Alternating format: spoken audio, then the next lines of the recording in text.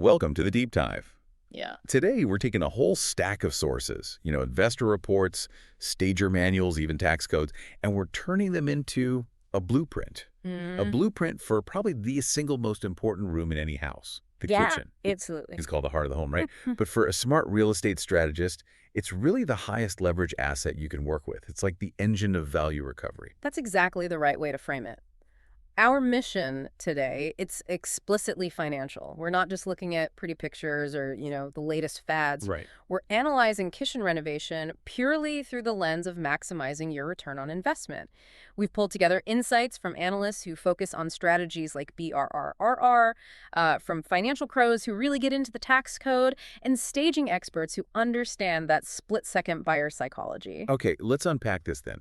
We're hunting for those specific choices, the Got it. design elements, the materials, the way you present it, Hmm. that don't just look good, but actually give you the biggest financial return. Whether you're flipping, renting it out, or even selling your own place, it's like financial engineering, but, for cabinets and countertops. Yeah.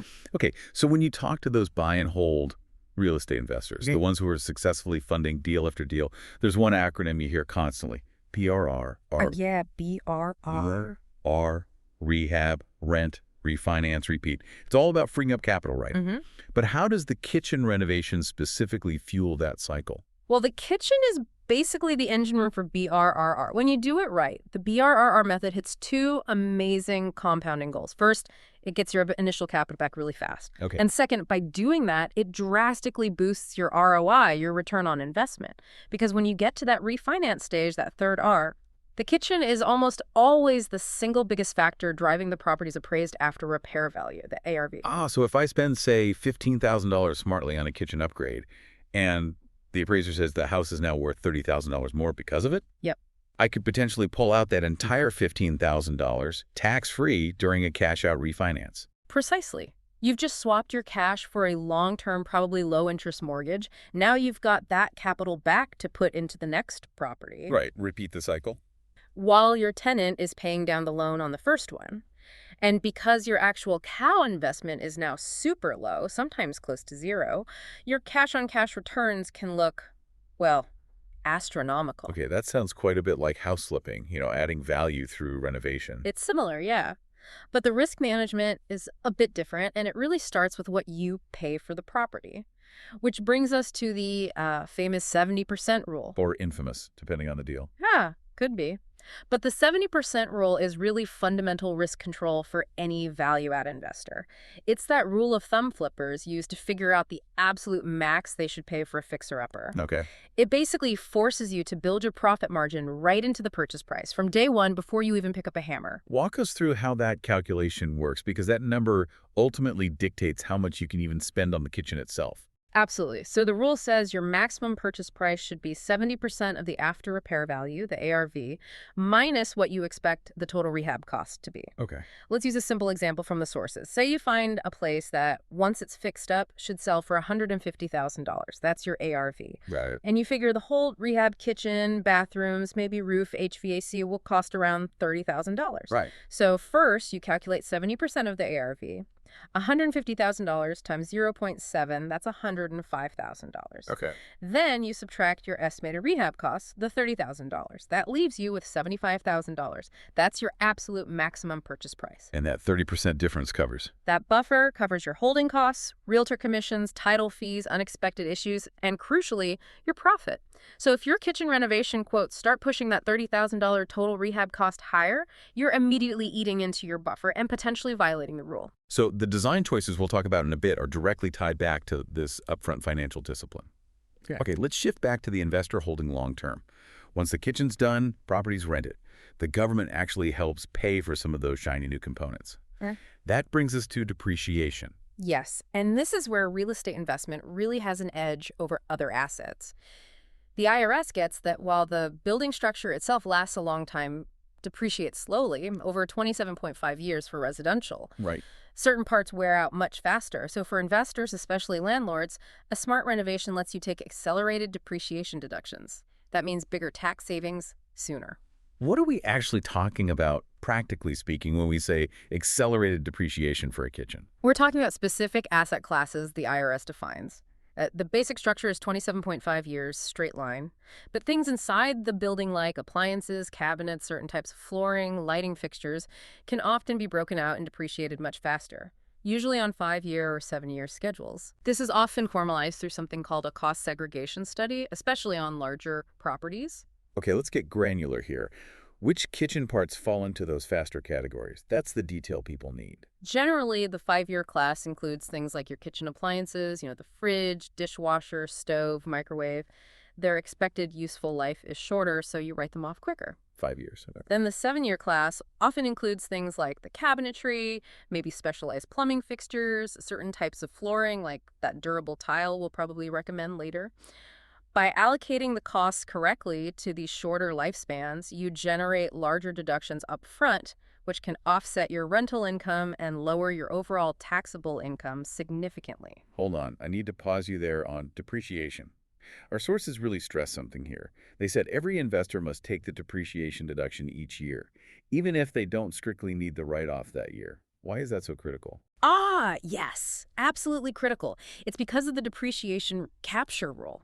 When you eventually sell that investment property, the IRS calculates your taxable gain, assuming you took the full allowable depreciation every single year you owned it. Regardless of whether you actually claimed it. Regardless, they reduce your cost basis, the starting point for calculating profit, as if you took the deduction. So if you skip taking it year after year, you missed out on the annual tax benefit. Oh, no. But you still get hit with the tax liability on that recaptured amount when you sell. It's the worst of both worlds.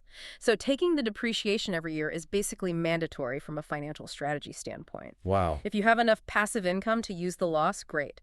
If not, the depreciation can create a loss on paper that you carry forward to offset future income, effectively pushing taxes down the road until you sell or have other gains. That really is financial engineering. Yeah. Okay, let's pivot back to valuing the property. All these financial pieces, purchase price, rehab cost, long-term upkeep, they all feed into figuring out the property's net operating income, or NOI. Exactly. NOI is the absolute bedrock of commercial real estate valuation, and it applies just as much to residential rentals. It's the property's income, your rent after you account for things like vacancy and all your operating expenses. Like repairs, insurance, property tax. Right. But, and this is key, it's before you factor in your mortgage payments, debt service, and income taxes. It essentially shows the property's profitability as if you bought it with all cash. And the kitchen renovation hits this NOI number directly, doesn't it? Not just by maybe getting higher rent. Correct, but also by potentially lowering expenses. A good, durable renovation means fewer repair calls, lower maintenance costs over the long haul. That boosts your NOI. Okay. But the real magic happens when you use that NOI to estimate the property's value using the capitalization rate, or cap rate. Right, the cap rate. Explain that connection. So the cap rate is basically the annual NOI divided by the property's purchase price or current market value. It represents the expected rate of return on the asset. Now, let's say investors in your specific market expect maybe a 6% cap rate on similar properties. Okay, 6%. If your smart kitchen renovation adds just $1,000 a year to your NOI, maybe through a bit higher rent, or maybe saving $1,000 in anticipated repairs. Yeah. That $1,000 increase in NOI gets divided by the market cap rate. So $1,000 divided by 0.06. That means the property's estimated market value just potentially increased by over $16,600. Wow, just from $1,000 extra NOI. Exactly. Every dollar you strategically spend to improve that NOI can dramatically increase the overall asset value. It's leverage. Which explains why doing your homework before the renovation is so critical. Before we even think about countertop colors, what kind of due diligence needs to happen to make sure those NOI projections are actually realistic? You absolutely have to sniff out the risks. Before you finalize your projections, definitely before you close on financing, you need to uncover any big hidden problems. We're talking major structural issues, foundation cracks, maybe old lead pipes or knob and tube wiring, serious deferred maintenance. That could blow up the budget. Totally. The renovation budget must account for fixing these immediate liabilities first. Putting a beautiful new kitchen on top of, say, rotting floor joists or leaky old plumbing, that's just asking for a financial disaster down the road. Right. You need to do that detective work, find those hidden problems, and build those costs into a realistic operating budget. That way, your expected NOI is grounded in reality, not just wishful thinking. Okay, we've got the financial framework locked down. We know the budget's probably tight, based on that 70% rule maybe. and every choice needs to be durable to protect that NOI. Let's start with the biggest visual impact, the cabinets. Right. Looking at current trends through that investor lens, the sources are showing a really strong preference for either high contrast or, let's say, absolute clarity. Wait, Meaning investors are mostly going for either very dark, rich-looking cabinets, think charcoal, deep espresso brown, even black sometimes, or they're going for bright white or maybe a light gray shaker style. It's often one extreme or the other. okay, dark or light, Mm. extremes. Yeah, it often depends on the overall style of the house, but those seem to be the safest, highest appeal choices right now. And what's the look that just instantly dates a kitchen? The one that screams rental from 2005. Oh, that's definitely the old brown oak style. Yeah. You know, the honey oak, often with those arch tops on the doors or the raised panels. Yeah, I did that. If you inherit cabinets like that in a property, the advice is pretty clear. You've got to modernize them somehow. Okay, now I have to push back a bit here based on what we heard from some operational sources. You mentioned staining them darker if they're solid wood. Makes sense. But a lot of investors in our sources swear by painting them white or light gray. They argue it hits the broadest, safest group of buyers. That's true. White is very popular. But you also warn that contractors often hate painting cabinets. It's super meticulous, tons of prep, takes forever. It is. It's labor intensive. So why deal with the headache and cost of painting or staining when maybe just ripping them out and putting in some cheap, clean, ready-to-assemble white shaker cabinets might be easier and give you more bang for your buck? That's a really excellent point, and it comes down to the quality of the existing cabinets. If those old brown oak cabinets are actually solid wood, well-built, structurally sound, then painting or staining them is often still the better financial move. Even with the labor hassle. Yes, because the labor to paint or stain properly, while significant, is usually still less than the combined cost of new cabinet boxes, new doors, plus the labor to install them all. Okay. And staining them darker, if the wood grain is nice, can sometimes look richer, more premium than a basic white paint job, which can occasionally feel a bit thin or budget if the finish isn't absolutely perfect. Makes sense. But if the existing cabinets are cheap particle board or maybe that old melamine stuff that's peeling, then absolutely, your point stands. Rip them out, install affordable, clean white RTA shakers. Quality first, then color choice. Got it. That clarifies the decision process. Okay, let's move down to the floor. Like you said, the kitchen floor takes a beating, spills, drop stuff, constant traffic. What's the smart, high durability choice for an investment property? For properties where you need longevity and want to minimize costs between tenants or before sale, the strong recommendation is tile, specifically porcelain tile. Instead of laminate or linoleum? Definitely instead of laminate or linoleum, and often even instead of engineered wood in a kitchen. Porcelain tile is just incredibly durable. It's basically non-porous, so it handles spills and potential dishwasher leaks way better than anything wood-based. Okay, I get the durability for rental. Totally. Hmm. But doesn't tile sometimes feel a bit cold? Mm-hmm. Especially if you're framing a primary residence? Buyers might want something warmer. That's where the specific type of tile in the design comes in. We're not talking about those dated little 4x4 ceramic squares. Right. Think large format porcelain tiles. Yeah. Maybe a 12 by 24 inches or even bigger. Sometimes you can get rectified tiles, which means the edges are perfectly straight, allowing for super thin blout lines, almost a seamless look. Okay. And you choose a neutral contemporary pattern. There are amazing porcelain tiles now that mimic natural stone, concrete, even wood grain really convincingly. So you get that aesthetic warmth, or at least neutrality, without giving up the water resistance and the toughness.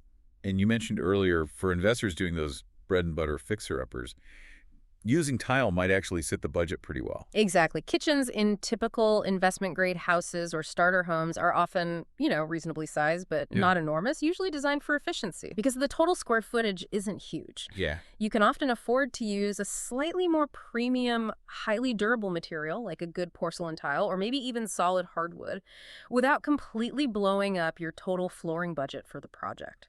You're essentially buying incredible longevity for a relatively small extra cost per square foot. Okay, speaking of solid wood, you touched on its long-term advantage over laminate or engineered wood. What's the key difference there for an investor? Solid hardwood flooring. Usually we're talking about 3/4 inch thick oak or maybe maple, birch. It is definitely more expensive up front than laminate or most engineered woods, no question. Right. But its huge advantage is that you can refinish it, sand it down, and put a new finish on it. Because the whole plank is solid wood, you can typically do that multiple times over decades, maybe 50 years or more, without the floor deteriorating. Wow. So it's a true long-term asset. It holds its value, and buyers who understand houses recognize that value. Compare that to most engineered wood floors today. They just have a thin top layer of veneer of real wood. You might Yep. get one, maybe two refinishes out of it before you sand right through that layer. Then it's done. That's a big difference in lifespan. Yeah. Okay, let's talk about the other big visual players, countertops and appliances. Huge impact on perception. Let's start with countertops. What's the high return sweet spot for investors right now? Okay, first rule, avoid laminate. If you're doing anything mid-range or higher, like a flip or selling your own updated home, it just screams budget immediately. Right. So what's the go-to? The sweet spot today is generally either engineered quartz or maybe a mid-range granite. Granite versus quartz, any preference? Granite is still popular, it's durable, perceived as premium, but quartz is really winning the market share, especially with practical buyers. Why? Because quartz is virtually non-porous. It's incredibly resistant to staining from things like coffee or wine. Oh, it's huge. And unlike granite, quartz never needs to be sealed. Ever. That low maintenance factor is a massive selling point, especially for busy families. Okay. So for investors, the advice is usually stick with neutral quartz colors, whites, light grays, maybe something with subtle marbling that looks like Carrara marble, but without the hassle. Keep it neutral, keep it seamless with those white or dark cabinets we talked about. Maximum appeal. Makes sense. And appliances. Buyers definitely look at the brand, the finish. What's the minimum standard we should aim for to add value? The absolute minimum standard for any renovation where you're trying to boost value is matching stainless steel appliances. Matching is key. Key. A mismatched set, like a black fridge, a white dishwasher, and a stainless steel oven. It just looks cobbled together. It's a red flag for buyers suggesting neglect or corners cut. Okay. Now, for a basic rental, the bar might be slightly lower, but honestly, a dishwasher is pretty much non-negotiable in almost any market these days. For flips, or definitely for higher-end rentals, you want to look at mid-range appliance packages. So not necessarily top-line Viking or Sub-Zero. No, probably not necessary for most projects unless it's a luxury home. You don't need the absolute top tier, but you also need to avoid the absolute cheapest builder-grade stuff. Focus on reputable, recognizable brands. Think GE, Whirlpool, Samsung, LG, and their mid-tier lines that offer a nice, sleek, modern stainless finish. Ideally fingerprint resistant, if you can find it. Why are appliances so critical? Because they're very visual, front and center. And buyers immediately project themselves using them. They directly impact the perceived quality of life in that kitchen. Good appliances suggest a functional, modern space. Right. To kind of put today's trends in perspective, maybe glance back quickly at what buyers are reacting against.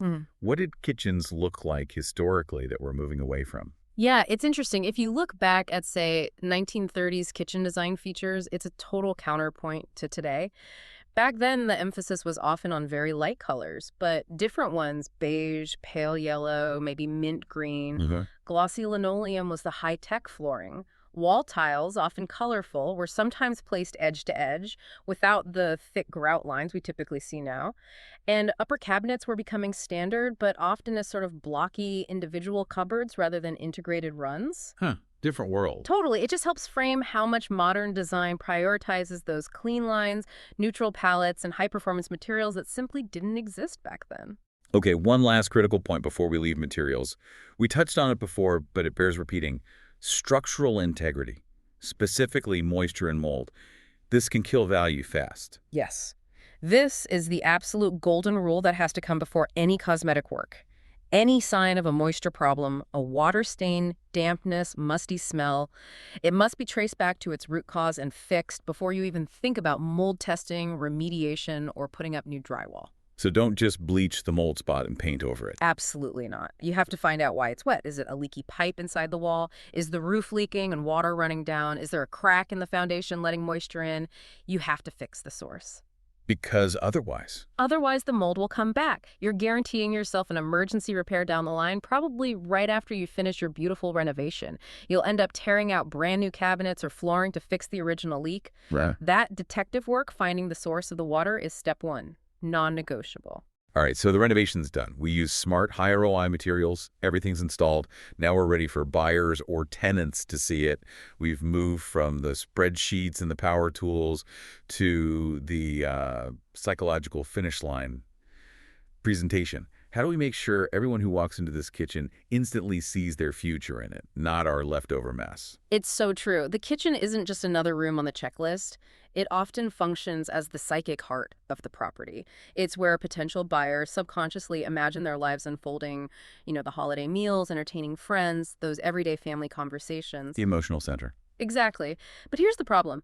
Precisely because we spend so much time living in our kitchens, they become magnets for clutter.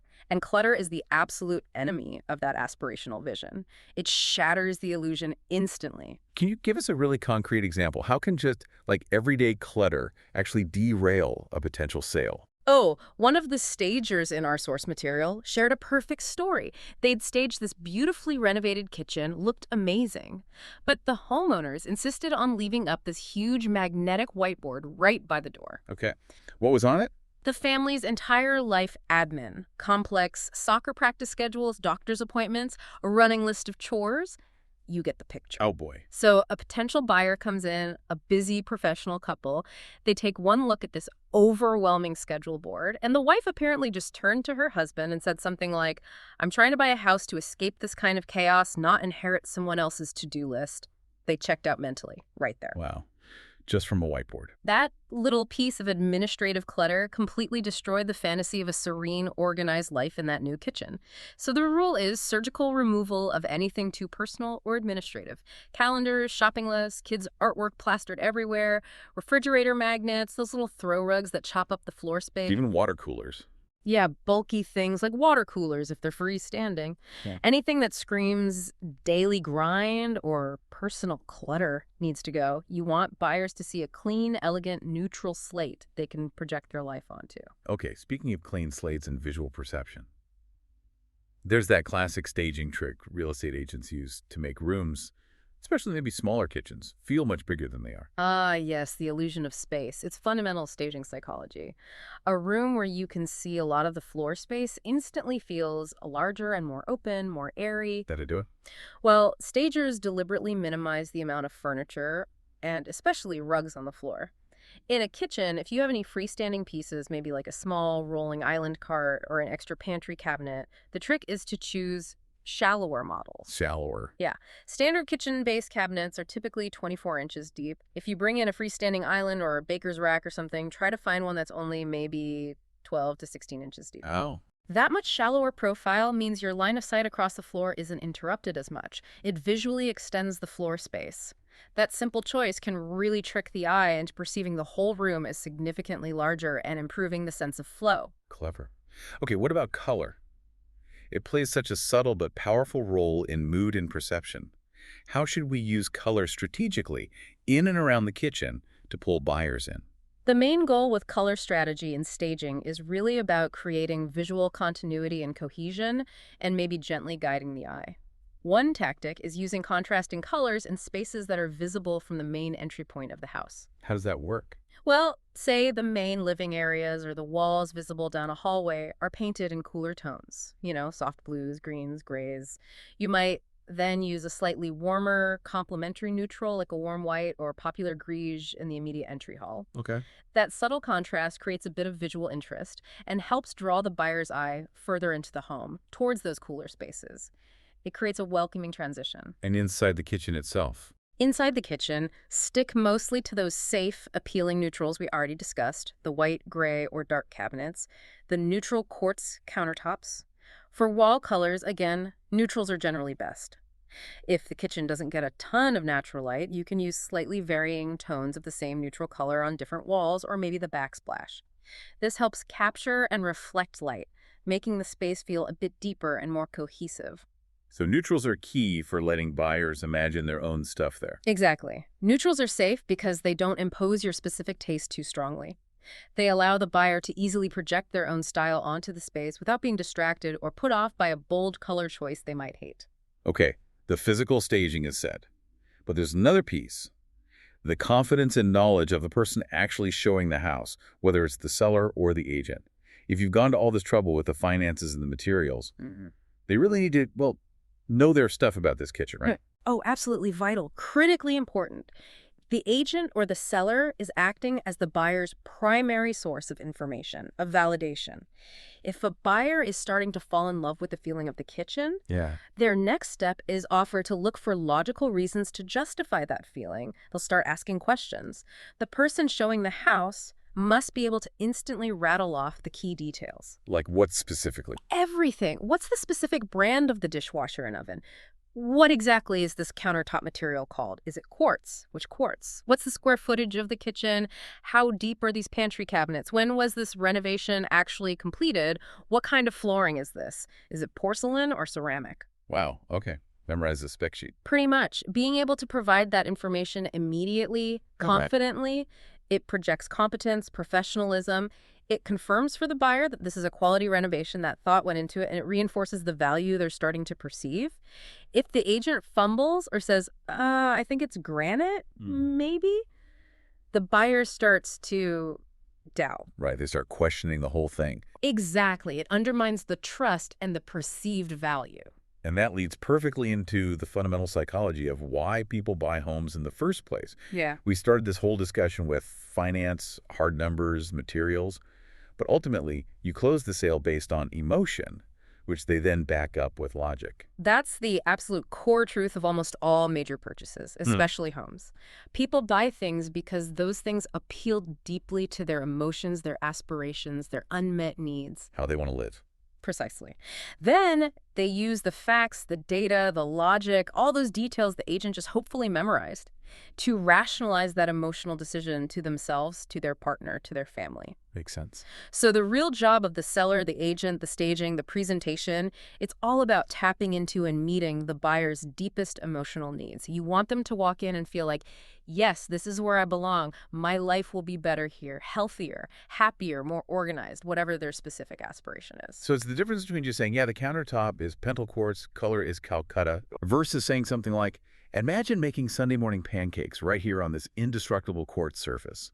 You get that gorgeous high-end marble look, but it's completely stain resistant, and you literally never have to seal it. Zero maintenance headache. Exactly. You're not just selling quartz, you're selling a superior quality of life, an easier life, a more beautiful life. And you're using the specs, the pentel quartz, the Calcutta color, as the logical proof points that justify the price tag and validate the wonderful lifestyle they just pictured in their head. Hashtag tag out your outro. So if we synthesize this whole blueprint, just remember those two main strategic levers that really dictate your ROI on a kitchen renovation. First, it's that strategic investment in durability. Think tile floors, maybe solid wood, definitely low maintenance quartz, things that cut your long-term operating costs and boost that NOI. Right. And second is achieving that aesthetic clarity, using modern, neutral cabinet colors, maybe high contrast, and being really disciplined about the anti-clutter staging. That maximizes the perceived value almost instantly when someone walks in. Yeah, and here's where it gets really interesting, I think. We spent a lot of time talking about how every little detail down to the dishwasher brand can drive financial value, through faster tax write-offs or boosting the cap rate value. Yeah. All very logical. Very logical, very important for the investor mindset. But the truly successful renovation, the one that gets top dollar fast, doesn't just stop at being financially competent.